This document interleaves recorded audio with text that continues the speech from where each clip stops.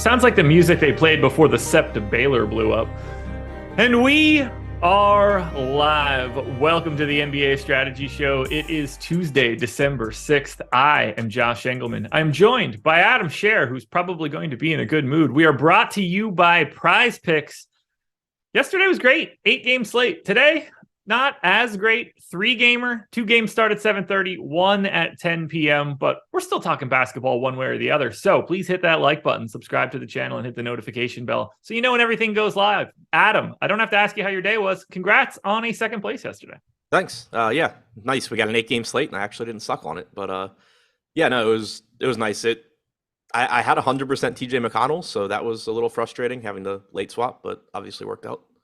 Yeah, the whole McConnell situation was annoying. I mean, the Turner piece was even worse. Like, where that was all day is the more irritating piece of it all. That one just coming out of nowhere. And we didn't really talk about what we thought the starting lineup was going to be. Were you expecting that? Like, I was more likely to think that Brissett would start too. I wasn't expecting that. I had mentioned to you when Turner was questionable that I wasn't sure Jackson was going to start. Yeah. I didn't know. I kind of assumed they would go like Terry Taylor or something random, but obviously Mathurin works too. Brissett wouldn't have been surprising. I just kind of had a feeling, like, my guess would have still been Isaiah Jackson, but they hadn't been playing him quite as much off the bench recently. And then also, Golden State. So it wasn't totally surprising. I didn't expect whatever a Kendall Brown is to be one of the first 2 guys off the bench, though, to play 18 minutes. I got really concerned that Isaiah Jackson was going to DNP when that happened. You and me both. Even though it wasn't, him in for Smith, it was still just like, oh, they are running a smaller and different rotation than I thought. Yeah, it wasn't where I wanted to be. And also, when I first looked, I didn't realize, because I pulled up ESPN box score with 3 minutes left in the first quarter. I didn't realize Jalen Smith was still on the floor. I just looked and I was like, oh, this guy that I gave no minutes to is in, and Isaiah Jackson has not stepped on the floor yet. Yeah, that wasn't a fun one to see. Anyway, congrats on second place. Got to feel good. On to the next one. I really wish there was day basketball. There are days like this. I wish it was more like baseball, where we got like a 5-game early. Yeah, that would be fun. I mean, you and I talked about the other day. I would settle for just on night slates having an 8-gamer and a 5-gamer instead of the 13 gamers we get 3 times a week. They should just have day basketball. Why not? It's called Christmas. Yeah, that's true. Christmas is great. I love Christmas. You said the other day you liked NFL on Thanksgiving more than NBA on Christmas. Yeah, but that doesn't make me not like NBA on Christmas. Yeah, that's fair. I hate Christmas, so if I can get basketball, that's the best. I remember Laffy was asking me that yesterday, thinking you were some sort of Christmas curmudgeon. Yeah, that's me. No. I hate it. I mean, it's not now. It's sort of just it's whatever. But I've always obviously enjoyed it. Going back to being a kid. I hate the entire piece of gifts for Christmas. I mean, I don't mean by giving them. I hate receiving gifts. I do now. I didn't when I was a kid. I kind of blew that up at 14. I was just please stop getting me things. I'm good. If I mention something, great, but otherwise, don't guess.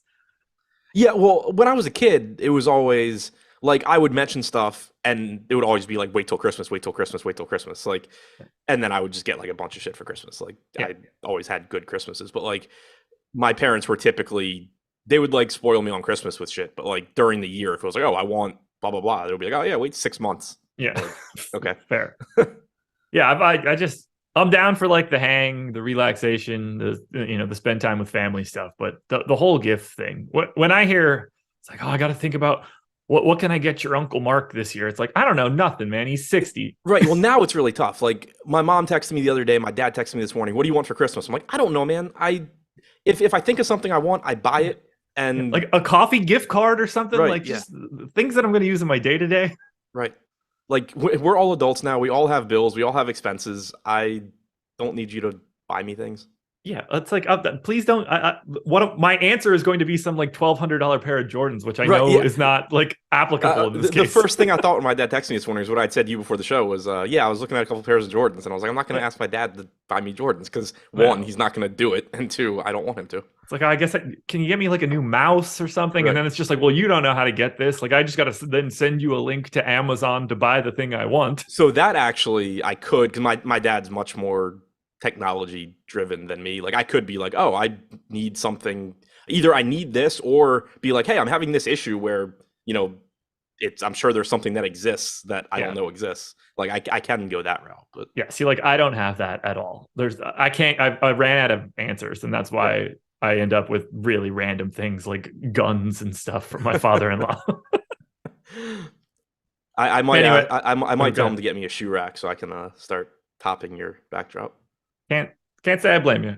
You should try to be more like me in all facets of life. No. To clarify, I'm just going to shit on your shoes with mine. Oh, okay. Well, please don't literally shit on my shoes at any point in time in the future. Let's hit on Jorge's super chat. He said, congrats to Adam for the second place, and thanks for the tips, guys. Improved his process and got 10 lineups on the top 50 and 5 in the top 20 in the Minimax. That's fantastic. That is but arguably like the hardest contest to get to the top of, just given the size of it. So yeah, that's really awesome to see. Good work, man. Not bah humbug, Josh. It's not bah humbug. I love the holiday. I just don't like receiving gifts. It makes me feel really, really awkward. I like giving out a gift that I think somebody actually wanted, but I don't want to receive things that are just like, oh, a sweater, socks. I like that aspect of it too. I've been really bad at it until recently. Like I've never been a good, like thoughtful gift giver, which probably doesn't surprise anybody, but like I've gotten better at it over the last couple of years, I think. But yeah, I always like, it's nice when I think of something that I know people will like, but like I'm just terrible at that. See, I will just get it at whatever time and send that whenever, not just like put it on ice for Christmas. So if I see something that like I know one of my buddies would love, like I'll just get it and be like, yo, saw this, thought you'd love it. Like I know you'd buy it if you saw it. So right. And that kind of, works for my friend group. So works for me. Let's get into this. Justin Kelly said, how did you decide on going light on Memphis? I don't know who he's asking. Certainly not me. Yeah, I ended up getting a little bit less Memphis when the Turner news dropped. Yeah, you swapped when he was questionable. I didn't. And actually, if it was directed at me, I didn't play Brandon Clark because I thought he was wildly overowned. I was around the field on Dillon Brooks, which was still like 55%. I jammed Aldama. I jammed Tyus Jones. I played more Steven Adams than most people. I didn't look. Do you know how much they played alongside each other? They did not. They didn't play at all?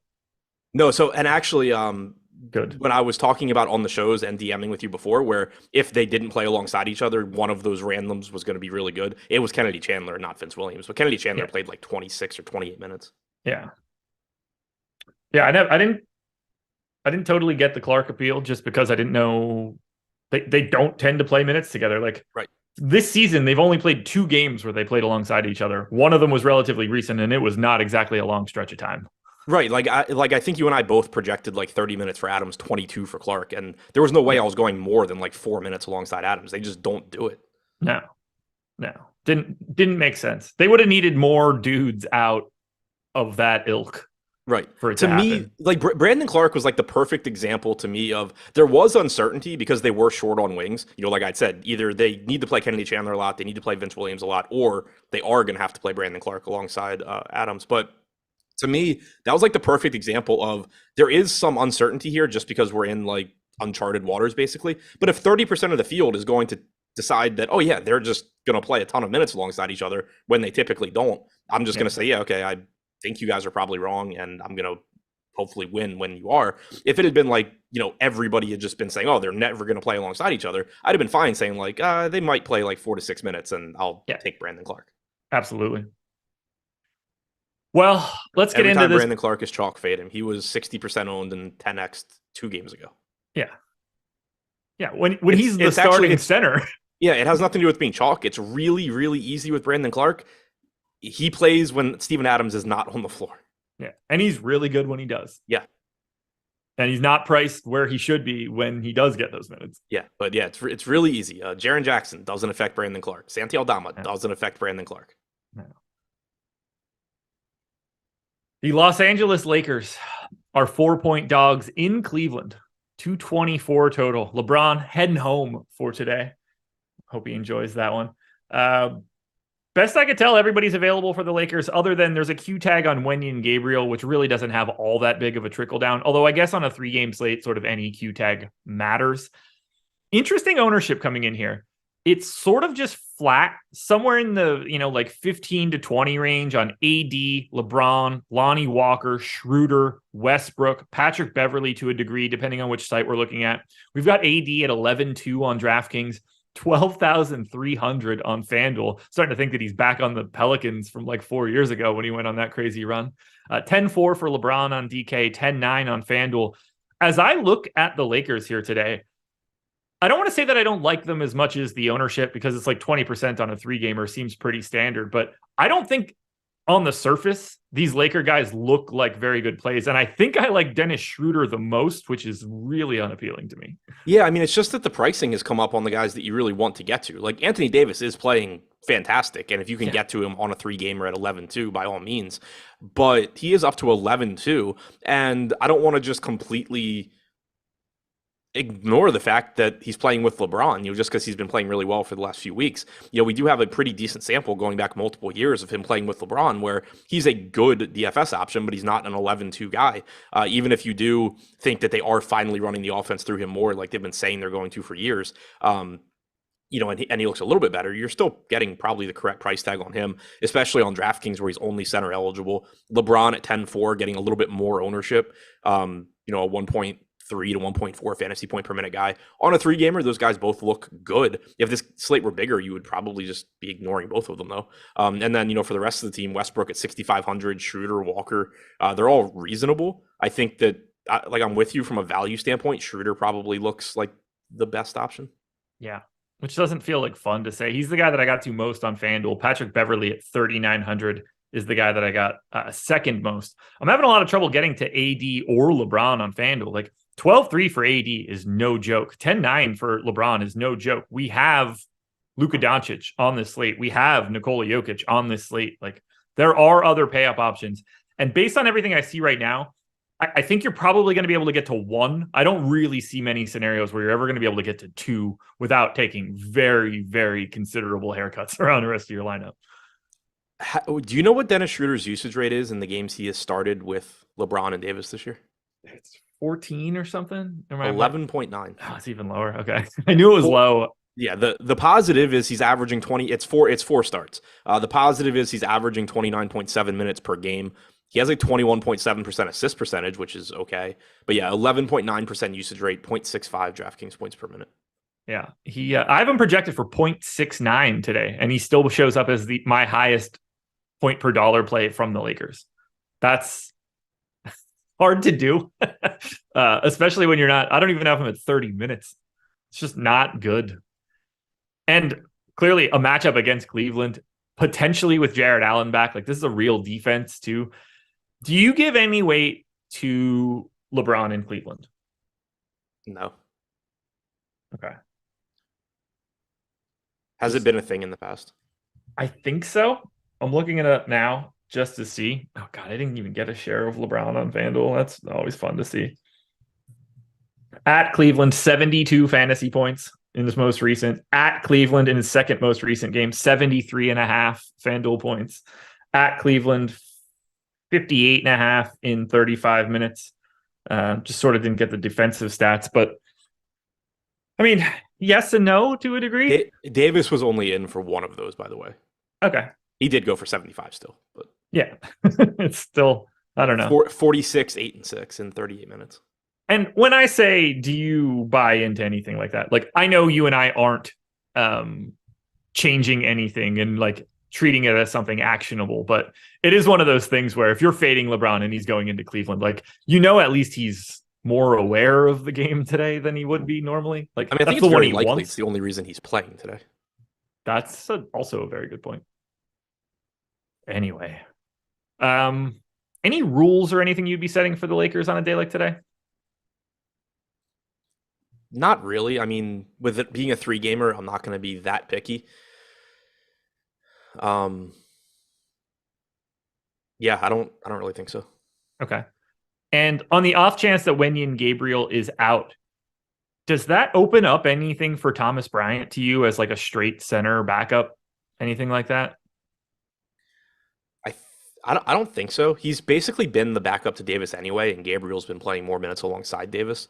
Last game it was kind of weird. In the second half, you had Bryant play alongside Davis, and Gabriel played the 2 minutes that Davis didn't play in the second half. Yeah. But I've been treating Bryant like the backup center anyway. It certainly makes those minutes more secure. Like you can basically just say, 48 minus Anthony Davis equals Thomas Bryant. Okay. So do you think that if Wenyen Gabriel is out, those 10 minutes or so end up mattering for anyone? Troy Brown, perhaps? It could be Troy Brown. They did play most of their minutes alongside each other last game. It could be Lonnie Walker, who only played 25 minutes last game. Okay. Reeves. Did you see what they closed with? Westbrook, LeBron, Schroeder, Beverly, and Davis. Yeah. Do you think that's what would be your expectation for a closing lineup? Westbrook, LeBron, Davis. Sure. Thanks. I think you could have left those pick 3 names out of a hat. Some combination of Reeves, Westbrook, Schroeder, Beverly, and Walker.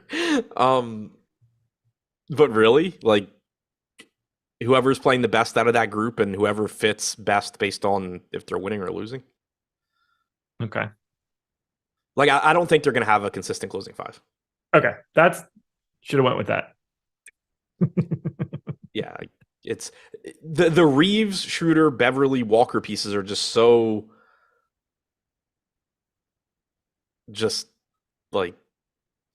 dumb that I don't think it matters. And Beverly's going to be in foul trouble half the time. You would think. Is there anything else we should touch on for the Lakers? I do think it's interesting they were closing from ahead and went the Schroeder Westbrook route. Yeah, those are not two guys that I think should be playing alongside of each other, but I don't know. We'll see. Decent honestly, against Cleveland, it's not the worst idea in the world if you need the offense out there. If you're assuming that Cleveland's defense is a little bit better than their offense, but they closed the first half with Reeves, Westbrook, LeBron, Walker, and Davis. Yeah. So that's kind of my point. Even the two halves in this game were just wildly different closing lineups. Yeah, my assumption is that they're going to continue to do the Schroeder starts the second quarter, and then Westbrook closes the second quarter like he did. But we'll see. Westport hit us with the super chat. Said, "Morning, boys and girls. Took second in the 15K high five last night. Almost pulled off the rare wire-to-wire victory, but just couldn't fade over 41.75 DK points from Clay. Caught me with that last three. That's brutal. But congrats, though, also." And then Keith with the super chat. "Took home the $100 single entry on DraftKings last night. Thanks to Adam for getting me off Brandon Clark." There we go. Yeah, congrats. And glad to hear that I did, because I was actually thinking today, I wasn't sure how, because I didn't know what to really do with that rotation. I wasn't sure if it had come across that I was scared of Brandon Clark's minutes. So glad that it did. On the Cleveland side, we just got to start with the first sort of question mark here, in that Jared Allen is questionable. He has been out for 5 games, 6 games, something along those lines, with a lower back contusion. I have him in for right now. He is quite popular at 6,300 on DraftKings, 6,900 on FanDuel, but he gets the power forward eligibility there too. Assuming he is in, would you be expecting him to be limited? Allen? Yeah. Maybe. He's been out for what, 2 weeks? Just about. He played on the day after Thanksgiving is when he got hurt and left the game. He looks really good if he's in at that price tag. Yeah, I was trying to read. I don't know if he's been practicing or not. Don't know.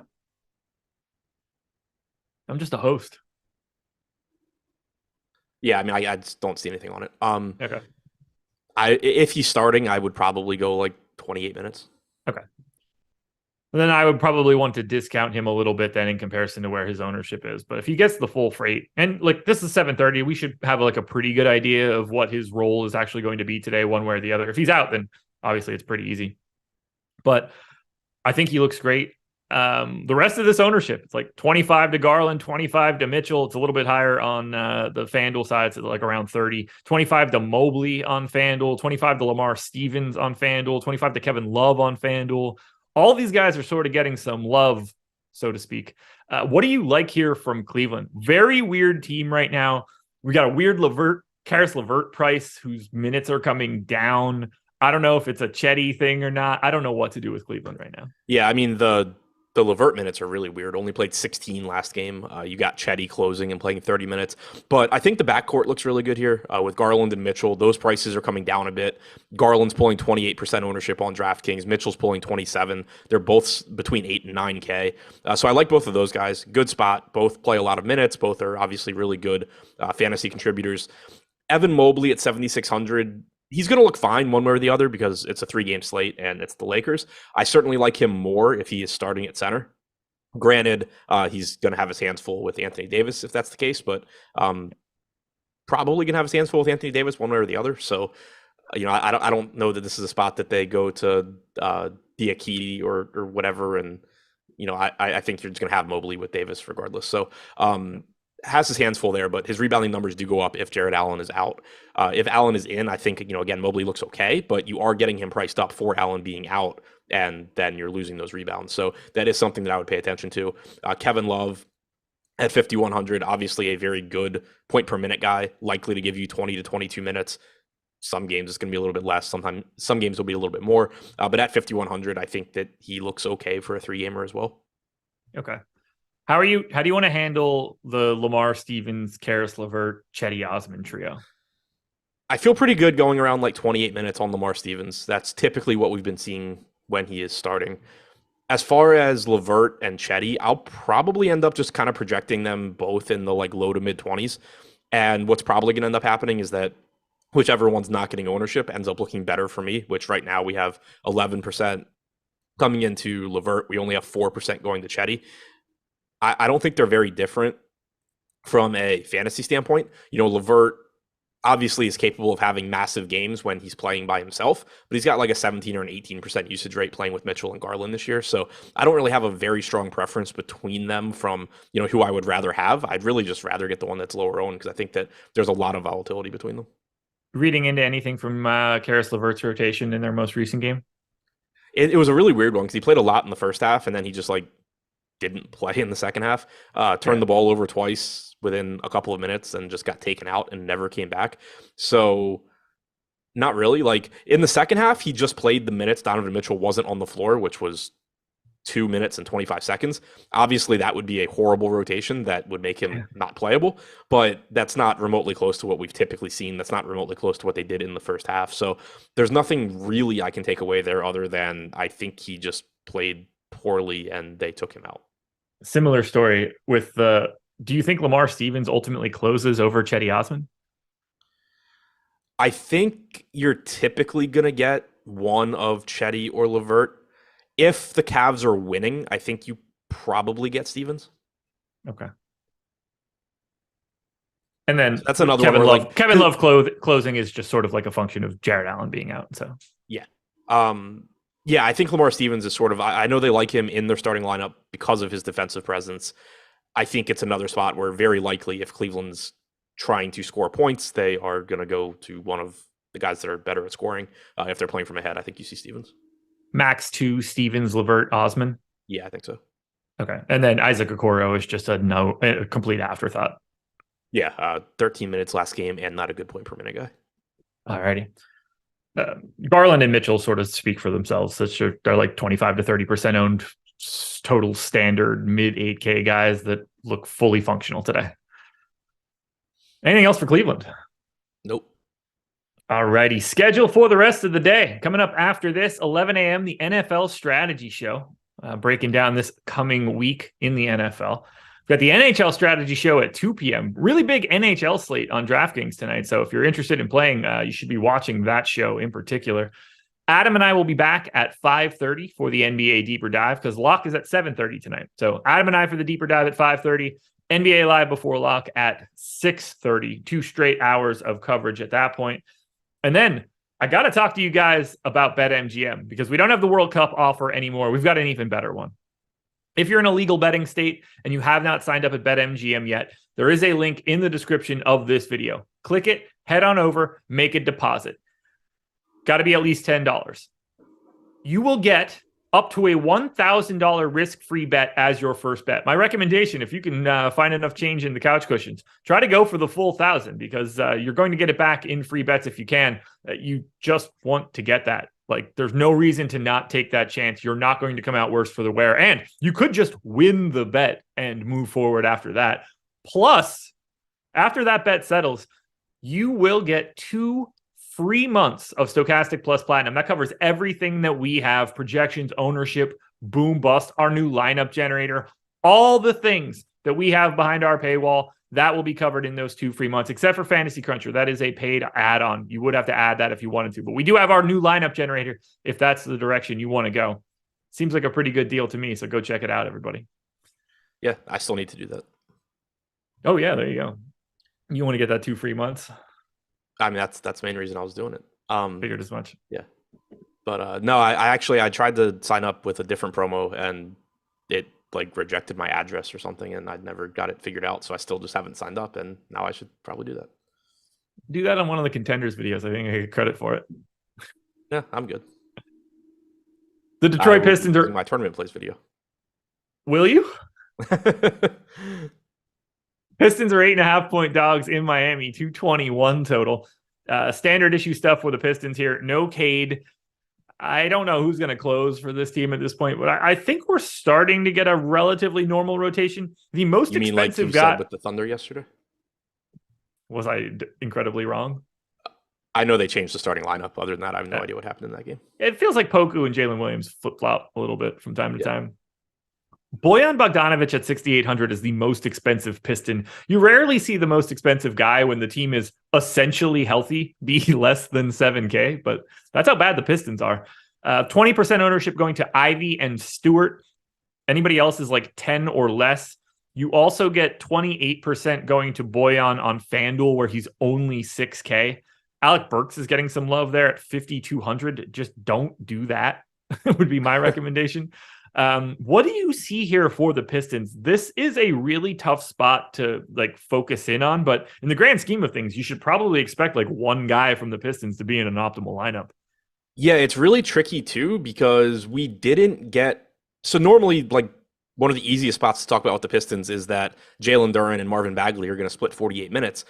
Last game against Memphis, we got a closing lineup with Isaiah Stewart at the 5, Jaden Ivey, Killian Hayes, Sadiq Bey, and Amadou Diallo, who had not stepped on the floor until the fourth quarter, then played the entire fourth quarter, including closing the game. The Pistons went on a 20-7 run, so I think that sort of impacted it, but at the same time, they still just went with Stewart at the 5, which is something they hadn't been doing. So that is one thing to keep in mind here. I don't know how to project Amadou Diallo because it's like every game he's not in the rotation, but then he still finds a way to play 12 minutes somehow. So I don't really know what to do with that, but I still think Jalen Duren at 3,500 is interesting. I think more often than not, you're going to get close to 48 minutes from him and Bagley. And if he's on the plus end of that, he's just going to end up looking really good. Right now, we have him with a 25% chance of being optimal. That seems a bit high to me, but only 10% ownership. That's, I think, a pretty appealing spot to get to. Similarly, 5,700 for Bagley. If you happen to get a game where he plays 27, 28 minutes at 6% owned, that's probably going to look pretty good. As far as scoring goes, Jaden Ivey, Bojan Bogdanovic are your two guys you're going to be looking at the most. Bogdanovic only getting 11% ownership seems a little bit light. He's taken on, a bigger scoring role without Cade Cunningham. You've seen a bump in usage. I know Eric has been pushing the over on Bojan bets every single slate that Cunningham's been out, I think. I'm pretty sure he texted me the other day. He's like hitting it like 80% of the time or something. I don't think he hit it on Sunday in 24 minutes, but that's just a guess. Yeah, so I don't know what he did Sunday, but I know he's been really, really good in general. So him and Ivy, from a scoring standpoint, look good. Stewart at 5,600, kind of interesting because one, he's just pretty cheap anyway. But if you were to get him closing at center again, that's going to be even more productive. So, the potential for him to be an even better option than normal. The hell do we do with Sadiq Bey, or does it even matter at 5,500 and 5,900 on At 5,500, I don't think it matters a ton. But at the same time, he did play 33 minutes last game. I don't. Like a lot of that was because Isaiah Stewart was in foul trouble at the beginning of the third quarter. So you got Sadiq Bey subbing in early, but then he also played nearly 24 minutes to close the game. He played 22 minutes. So at 5,500, I don't think it matters a ton. With it being a 3-game slate, it matters somewhat, I guess. I will probably go like mid-20s in minutes for him. Yeah, I went to 24 on Bay. I don't have anybody that really looks good. This looks very similar to the Lakers for me in that like I don't really think that anybody's that good of a play. I think Isaiah Stewart, power forward center, 5,600 is like the easiest guy to get to. I think Duran's probably the easiest guy for me. I mean, I get it from a value perspective. 3,500 is just like an easy piece to fit in. Yeah. There's also not really, trust him. There's not that many. I take it back. I forgot Anthony Davis is only a center on DraftKings now. I was thinking the only centers you really had were Bam and Jokic and possibly Allen, but you also have Anthony Davis. That makes it a little bit tougher. So yeah, I guess I agree with you that the power forward piece for Stewart makes him a little bit easier. Yeah, if he were just center, then that would be a different equation. But being able to get him into power forward at that point, like his minutes aren't going anywhere on like there's a barring foul trouble or anything like that. Like he's going to play 26 at a minimum, right? Yeah, I think so. And could play upwards of, 30, 32 if things break correctly. I don't know. They're really hard to look at. And then there's the possibility that they're just like not very good against Miami because they're not very good in general. At which point, you end up getting Hamidou Diallo closing the entire fourth quarter after not being a part of the rotation. Right.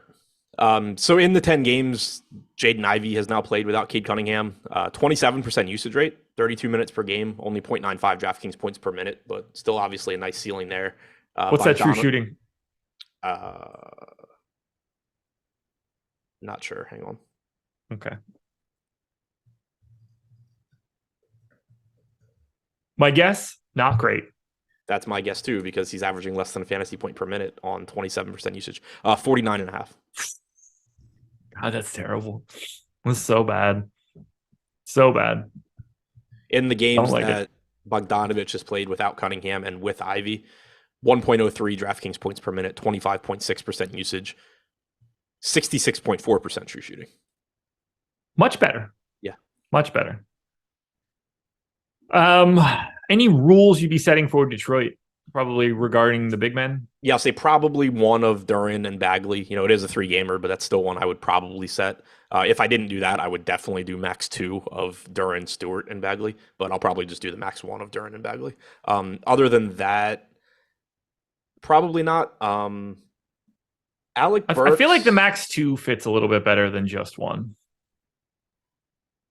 But the thing is, you're never going to get Bagley and Duran alongside each other, I don't think. I legitimately don't know if they've done it, so I'm going to pull it up now just to see, unless you get there faster than I do. No, you can do that, because one thing that stands out about their rotation last game, which I don't know that it's going to always be a thing. Alec Burks played 0 minutes with Killian Hayes. Yeah, they kind of did that with Joseph. I believe Joseph and Ivy, and then yeah. Whatever the breakdown is for those two guys were like sort of a straight 48-minute split. Yeah, Joseph and Ivy played 48 minutes. Hayes and Burks played 48 minutes. I just don't know if we get that, because if you knew they were just always going to do that, you could pretty comfortably set a max 1 for both of those groups. I don't know that you're always going to get that. I also don't think it matters that much, because I'm just not going to get many lineups that have Jaden Ivey and Corey Joseph or Alec Burks and Killian Hayes.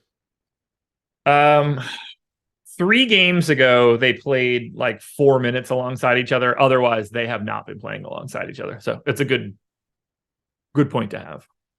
Yeah, I think you could kind of just argue it either way. I'm probably going to lean max 1 for 2 reasons. One being that they just aren't playing alongside each other for the most part, but also on DraftKings, they're both Bagley and Duran are both center. So it just kind of ends up being weird too, where it's I'm allocating my most valuable position to 48 minutes most likely. Liker with the super chat, and this should be a pretty easy answer, I think. I have an odd question, and remember, we are not professionals in what you're asking right now. I recently just had a first place takedown and a second place in UFC. I'm curious, what's the proper way to withdraw winnings and not get in trouble with the IRS? You just have to pay your taxes. Yeah, the withdrawing part doesn't matter. You owe that money regardless. Yeah. Assuming your first place and second place is above $600 or whatever.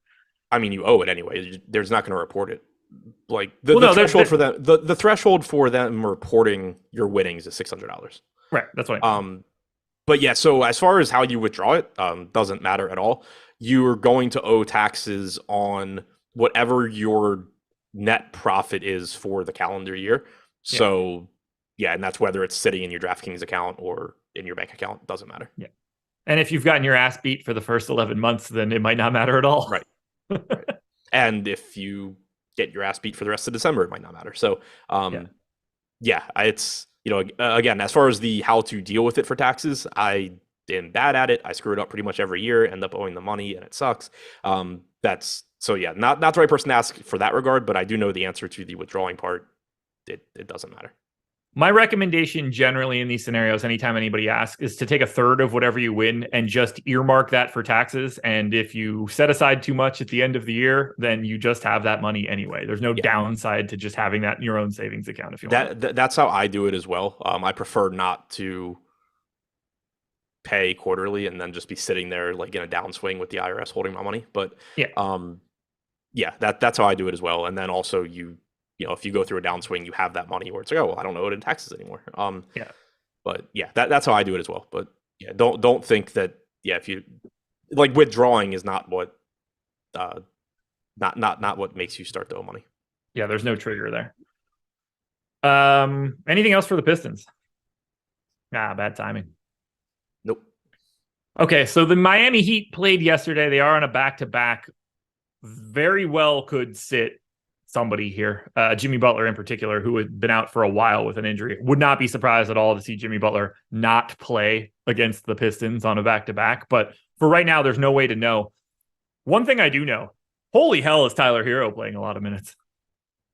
Yeah, he is. And shout out to him for helping out yesterday. There you go. I think Hero looks great. The ownership is there. He's 30% plus on both sites. Will look even better if Jimmy Butler happens to be out for this back-to-back. But for right now, it's hard to talk about it. We're not going to have an injury report for the Pistons until 1:30. But Hero, Bam, Lowry, Butler, Caleb Martin on FanDuel at 4,600, all pulling roughly 20% ownership or more. They're kind of firm in this rotation now. Strus has been reduced a bit. Haywood Highsmith is now a part of this rotation. Gabe Vincent's just sort of playing your standard backup minutes because Hero and Kyle Lowry are just playing 36 plus every single night. I think they're really easy to project. And if they're at full strength, I like Hero, Bam, Lowry, and Butler quite a bit. Yeah, same here. I don't totally trust this rotation, but like you said, they have been going to it a bit more recently. You've seen Strus's minutes cut. Gabe Vincent had played, I think, 22 or 24 a couple games ago, but then went back to playing 14 yesterday. Highsmith does appear to just be part of the rotation, which is different from earlier in the year. But Tyler Hero's playing a ton. You're still getting mid-30s from Lowry, Butler, Bam. Caleb Martin played more yesterday than he had been. I think that's sort of where yesterday's Gabe Vincent minutes went, was you just got a little bit more run from Caleb Martin. I think looking at the ownership right now, we have 14% coming into a $3,100 Gabe Vincent. I think Gabe Vincent is playable. I don't like 14% ownership. I think that probably comes down. But if you got him playing 22 minutes on a 3-game slate, that's useful, but he just may not get there. Tyler Hero, 7,200, still looks good, getting 38% ownership. Even if you give him like 34 to 36 minutes, he's going to look good. If he happens to play close to 40 again, he's going to look great. Bam looks good. I think that 6,700 for Lowry's fine. Assuming Butler goes, he looks okay at 8,600. So I think Miami is more similar to Cleveland for me, where there's just like a lot of guys that I like from this team. Yeah. They're really hard to break down, but it's real. The only thing that we're waiting on is just hypotheticals. We just don't know because they played yesterday. Just out of curiosity, like it doesn't really matter on your answer. Do you expect Butler to play today? If I had to guess at even money, I would say yes. Okay. I could see him just sitting I just wouldn't because be it's the Pistons and, if he were only out for like a game or two, it'd be one thing, but he had missed, 7 straight. Maybe he just wants to play. Who the hell knows? Yeah, I'll say I wouldn't be surprised at all if he sits. I wouldn't be surprised if he plays first game of the night, so not too worried about it. As far as somebody asked in chat, why is it recommended to play heavy volume in December before tax time? I don't think that's an actual serious recommendation people make. No. The answer, though, is especially if like you play professionally, like if I lose, like, let's say I'm up, 200K for the year and I lose 100K in December, that is much, much, much better for me than losing 100K in January. Yeah. And the worst case scenario is if you're playing that volume that you just also win. Right. And then you just don't more. But like, yeah, I mean, it's mostly a tongue-in-cheek joke that, losing in December just saves you tax money and it's basically the IRS losing. But it is clearly much, much better to be losing in December than January. Yes, very much so. I don't have anything else that I could say here for Miami. To me, they're pretty easy, but you and I will have a lot more information on Miami when we get to the deeper dive. Yep. Time to talk about PrizePicks, the sponsor of this video. And be sure to hit that like button, folks. Only at 75 likes right now. I think we can get up to 100 if you guys want to help us out here. PrizePicks is a sponsor. Link is in the description. If you click that link, head on over to PrizePicks, make a deposit. They will match that deposit up to $100. So just put in 100 and get 100. That's the easiest way to do it. We've got PrizePicks content on our YouTube channel and at Stokastic.com that can help you out. Adam and I are going to talk about it a little bit here. What you're doing is picking player props. You're taking over-unders. If you put together 5 on one parlay card, you can net up to 10x your entry fee, or put together 6 for 25x. I'm looking at some points props for right now. And you can do that across sports, by the way. They've got MMA, tennis, PGA, soccer, NHL, all sorts of different stuff. But from a points prop perspective, Adam, how do you feel about over-under 27.5 for Anthony Davis? That's a big number. Still have the wrong projections up, I think. That's probably not going to help you give me an over-under here. No, because he didn't play yesterday. So you said 27.5? Yeah. We have 25.3 in 35 minutes. I think it might be a little bit higher than that. I guess I would I would lean under, but also I think it's just a good line. Yeah, I would lean under as well. Probably wouldn't be one that I'm like itching to take. LeBron at 26.5. That seems even closer. We have him at 26 in 35 minutes. Okay. To me, that one's even easier to get away from. But again, give him the Cleveland bonus, and it's not one like I'm not cheering for a LeBron under in Cleveland. Yeah, I'll say we have him slightly under. I'm cool giving him a half point because he's in Cleveland. Let's torture ourselves a little bit if you'd like. How about Jaden Ivey, 15.5? So we have 15.8 in 31 minutes. I guess I would lean over, but it's a tough spot. It's a guy that's been inefficient scoring. I think it's a good line. I got him at 17.5, but I tend to get a lot of Jaden Ivey. So yeah, you love him and you love Banchero.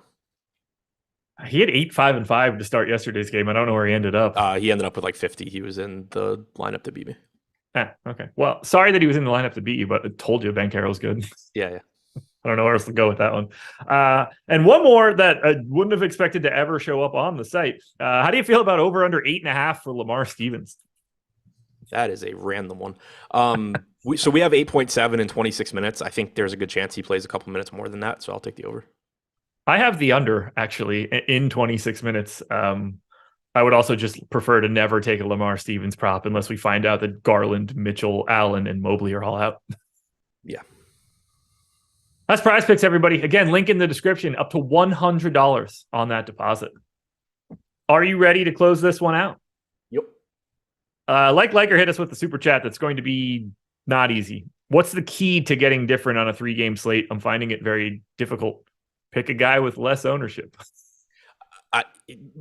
Yeah, it's kind of everything's relative. So you're just not, especially in NBA, you're just typically not going to have those, a bunch of exposure to like these 3-4% owned guys, because on a 3-game slate, if they're good, if they're actual good plays, they probably don't exist.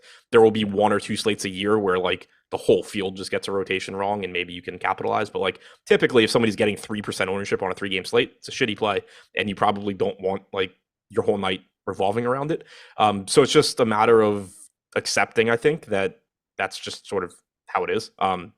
Your alternatives, and again, like there's more volatility in sports like baseball, football, where like you can go for that receiver where you're hoping he just catches a 40-yard touchdown. You don't have the equivalent of that in basketball. So it's kind of, you either just have to accept that like there's going to be more raw ownership on every actual good player, or you have to really just be fine playing guys that suck. I do think it's on three gamers. Instead, there's always a tendency to talk about ownership when you're talking about contrarian lineups and focus on like the lowest owned guys in your lineup. The inverse of that is true though. If there's going to be more guys on a 3-game slate that are 40, 50, 60% owned. If you don't have those guys in lineups, you're being different, even if like your lowest owned guy is 10%. So that is, I think, probably the answer. Also, the contest that you're in matters.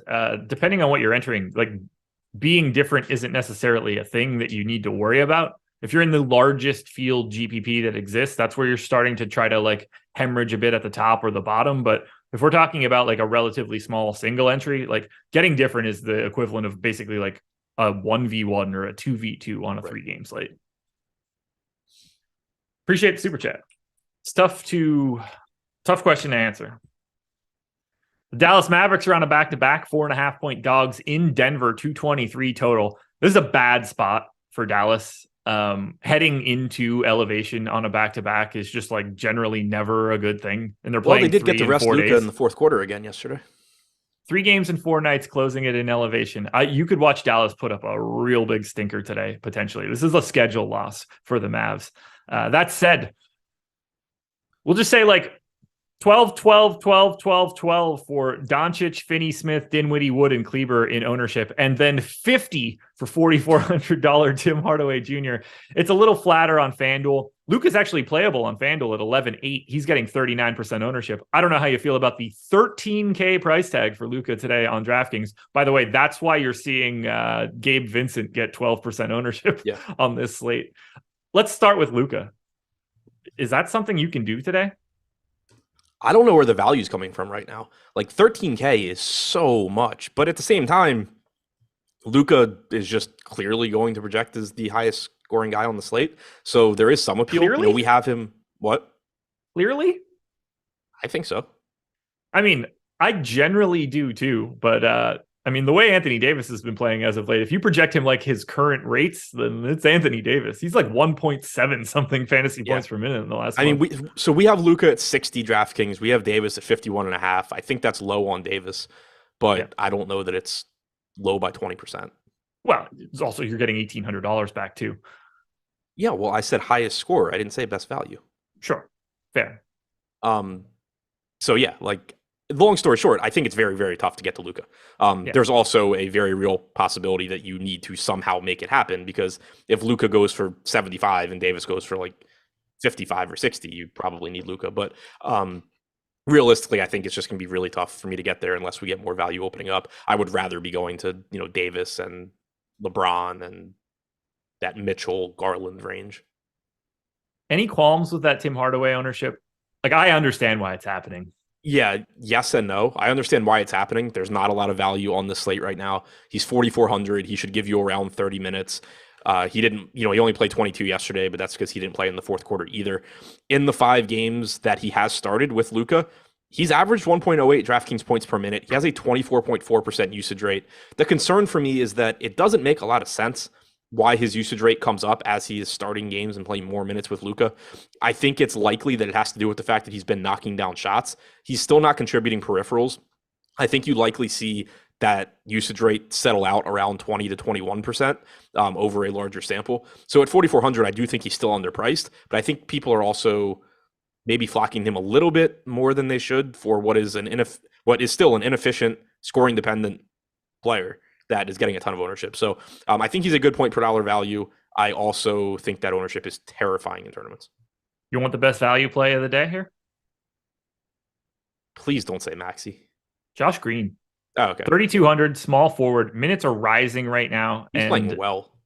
Agreed. He is not getting the ownership that like a Gabe Vincent is getting, even not getting the ownership that like a lot of these guys are getting. I think he is the this is the guy you take to get different guy for this slate. Yeah, I think that's reasonable. For the season, he's at 0.7 DraftKings points per minute. He's only 3,200. So obviously not a great point per minute guy, but he's really cheap. He's not getting any ownership, so that's pretty appealing. He's clearly jumped ahead of Reggie Bullock in the rotation. He played 31 minutes yesterday, closed the first half, actually in place of Dinwiddie, which you're not going to get a lot. But he's pretty clearly just made it clear that he needs to play more. Over the last month, also 0.7 DraftKings points per minute. Yeah, there are some minutes there where you can project him for 23 if you want, or something in that neighborhood, but he is live to play 27, 28. And on a 3-game slate, this is the type of guy that it doesn't take a lot for him to just become the linchpin to like unlocking whatever pay up option you had.